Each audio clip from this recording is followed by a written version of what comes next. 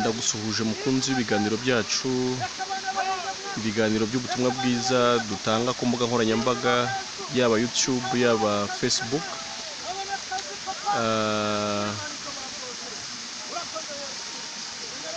Dufite na groupe WhatsApp, Ijuru Ntirikorerwa, YouTube ni Ijuru Ntirikorerwa TV.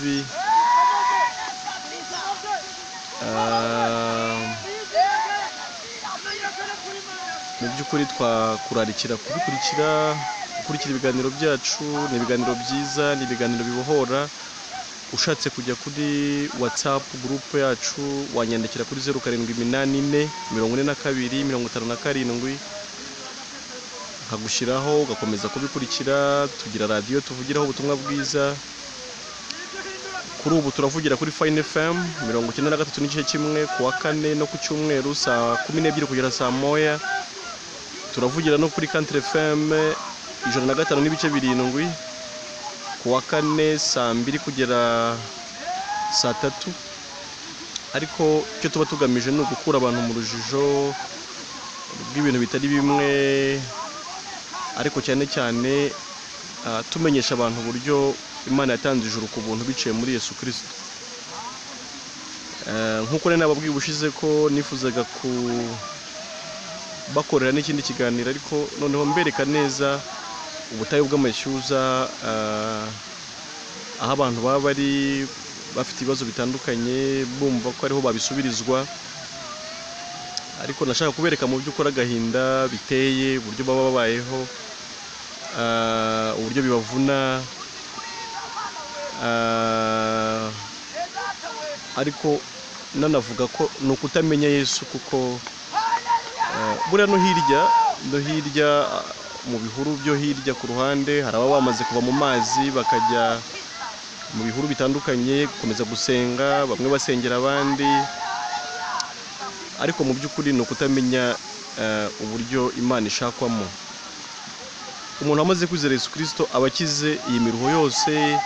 Ntabwo yongera gushakira Imana mw'ubu butayu cyangwa se ubundi butandukanye, amashyamba, mu rutare n'ahandi hatandukanye, kuko Yesu niwe uguhuza n'Imana, ukabana nayo amahoro, ukamenya ko igukunda, ukamenya ko yakubabariye. Ibibazo byo ntibizabura, ntihazabura intambara, ntabwo amahoro azahora. Ariko nubwo bimeze gutyo, hari amahoro Yesu yadusigiye. Amwe yavuze ngo ndayabasigiye, ngo amahoro yanjye ndayabahaye, ngo sinyabaye nk'uko ab'isi bayatanga. Ayo mahoro umuntu arayahorana n'ibibazo bihari. Umuntu atekereje ko azagira amahoro ko nta bibazo afite, byasaba ngo ave mu inosi. Niyo mpamvu rero icyo umuntu akeneye cyane ni ukwiyunga n'Imana biciye muri Yesu Kristo, ahubwo ukamenya ngo n'ibibazo nubwo bihari, ariko mbibanyemo n'Imana. Imana irankunda, Imana iranzi, Imana iranyemera, yarambabariye, nta cyayimbaraho, ndi umukiranutsi imbere yayo.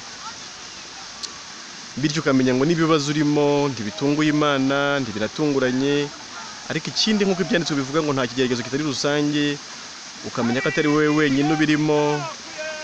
Ariko nanone ukamenya ko ubwo Imana igukunda iri bubikwihanganishe, iri bugucira inzira, iri bugufashe muri byose, iri bubabarane nawe.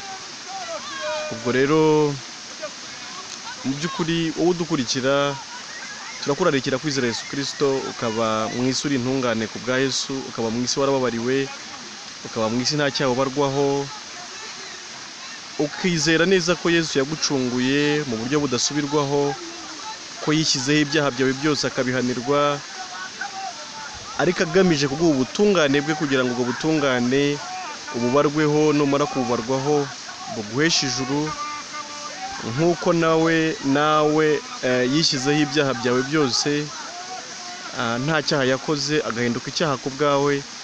Bityo nawe wagibwaho no gutungana kwe, ukaba intungane ku bwe.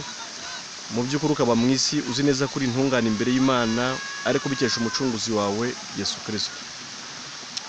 Ibyo rero nibyo byiringiro bizima by'abakiranutsi, nibyo dutunga, tukaba tubaye amahoro mu isi. Turategereje mu by'ukuri kuzajya mu ijuru, twumva ko nta gikumira, nta gitangira, twumva ko iwacu ni mu ijuru, tukabaho tudatinya urupfu, twumva ko mu by'ukuri n'urupfu ruzatwinjiza aho batagipfa, tukabaho dutekaniye mu Mana, turindiwe muri yo, imitima yacu iguwe neza, no mu gihe umubiri wababara ukaba uzi neza ko atari ryo herezo ry'ubuzima, ukaba uzi neza ko ubundi umuntu atari umubiri, umuntu ni umwuka, umuntu azakurwa mw'uno mubiri ajye kubaho by'iteka ryose abanye n'Imana, ariko n'umuntu utizera nawe azawukurwamo ajye kubaho mu muriro kandi ababazwe by'iteka ryose.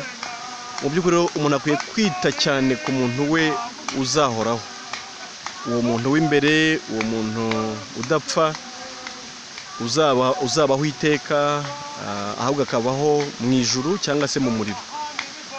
Ukamenya iherezo ry'uwo muntu, bizatuma mu by'ukuri numenya ko wababariwe, numenya ko utazapfa iteka ahubwo uzabana n'Imana iteka, uzabaho utekanye, utikanga iby'ejo cyangwa ejo bundi, ukamenya ko byose Imana ibitegeka, ukamenya ko kwiganyira ari ukubusa. Mu by'ukuri nicyo nakwifuriza, kuko nanjye ayo mahoro ameze atyo ndayafite, atemba nk'uruzi ab'isi batazi, ariko nkesha imyaka maze narahawe ubugingo buhoraho rwose, narababariwe, naremewe, nzi neza ko nta cyaha Imana imbaraho, nzi neza ko ndi umwana wayo, ko nzataha mu ijuru uko byamera kose. Urabona ko birababaje, urabona ko nta n'uburyo bwo kubatabara, kubera ko nta n'uwakwemera ko muganira mu by'ukuri ngo umufashe. Baba bumva ko iyo ari yo nzira nta yindi, si uko ubutumwa bwiza tutabuvuga hirya no hino, ariko mu by'ukuri ntabwo ubutumwa bwiza bwumvikana mu matwi y'abantu. Hari inzira abantu bihangiye zitanyura kuri Yesu Kristo, ariko Yesu niwe nzira, niwe kuri, niwe bugingo. Ntawe ujya mu ijuru, ntawe ujya kuri se atari we umujyanye, kandi wageze ku Mana mu by'ukuri amahoro arayabona, umutekano arawubona, agubwa neza ibibazo bihari, agubwa neza bidahari, abatekaniye muri yo kandi mu buryo bw'iteka ryose. Ndagushimiye rero wowe udukurikiye, wowe wabanye nanjye. Amazina yanjye nitwa Emile Nshimiyimana. Nzashimishwa no kumva ubuhamya bwawe, kana subscribe kuri channel yacu Ijuru Ntirikorerwa TV, isangiza abandi kugira ngo babohoke. Ngwino dusangire ibiganiro, ngwino ubane natwe muri groupe ya WhatsApp. Tuzashimishwa no kungurana nawe no gufatanya kugira ngo ubutumwa bwiza bugere kuri benshi. Amahoro y'Imana rero abane n'abizera Yesu Kristo bose bataryarya no n'iteka ryose. Amen.